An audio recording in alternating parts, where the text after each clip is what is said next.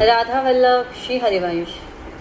देखिए, 2 दिन पहले मेरी किसी जानकार ने मुझसे एक प्रश्न किया कि जो श्राद्ध के लिए खाना बनता है, क्या वो हम भगवान को भोग लगा सकते हैं।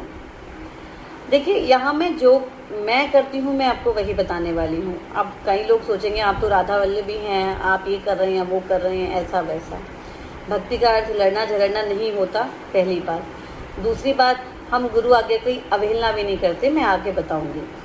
हम किसी के घर की बहू हैं और अगर हमारे घर में हमसे बड़े हैं और वो पहले से वो रिचुअल्स फॉलो करते हुए आ रहे हैं तो हम भैया लड़ाई झगड़ा नहीं करते।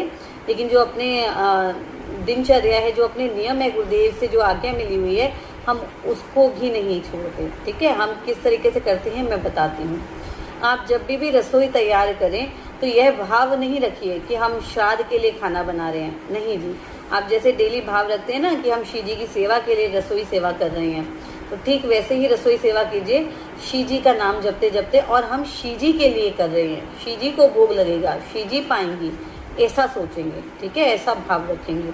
जब रसोई तैयार हो जाती है तो जैसे हम सबसे पहले अपने श्री जी और ठाकुर जी को पवाते हैं, उन्हीं को भोग लगाते हैं, ठीक वैसे ही वो प्रसाद जो वो भोग हैं हम ठाकुर जी के सामने रखेंगे। ठीक है, उसके बाद ठाकुर जी को भोग लगने के बाद पूरे खाने में हम रोज डेली का नियम है, जो ठाकुर जी भोग लगाते हैं उसको पूरे खाने में हम लोग मिला देते हैं, तो फिर वो बन जाती है प्रसादी।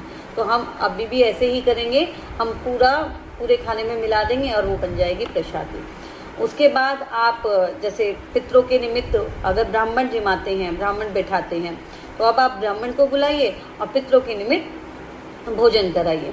देखिए, यहाँ पितृ नाराज नहीं होंगे, अरे इसने तो झूठा दिया है, पहले भगवान को खिला दिया उसके बाद हमें खिला रहे हैं। नहीं जी, उल्टा वो और खुश होंगे, आपको आशीर्वाद देंगे, क्योंकि वो भगवान की प्रसादी से तृप्त हो जाते हैं। उल्टा और प्रसन्न होंगे, चलो हमारे खानदान में, हमारे वंश में कोई तो ऐसा है जो भगवान की सेवा करने वाला है, भगवान का भक्त है, भगवान का नाम जपने वाला है। तो उल्टा वो और प्रसन्न होकर आपको आशीष देंगे, संतुष्ट हो जाएंगे, तृप्त हो जाएंगे। ठीक है, तो आपको डेली यही नियम फॉलो करना है। जब श्री जी ठाकुर जी के लिए रसोई तैयार करनी है, सबसे पहला भोग श्री जी ठाकुर जी को लगेगा, उसके बाद पूरे खाने में मिलाएंगे, उसके बाद ब्राह्मण जिमाएंगे पितरों के निमित्त आप अपना श्राद्ध। ठीक है, मतलब जो श्राद्ध करते हैं आप अपना उसी प्रकार से फिर ब्राह्मण जिमा लेंगे।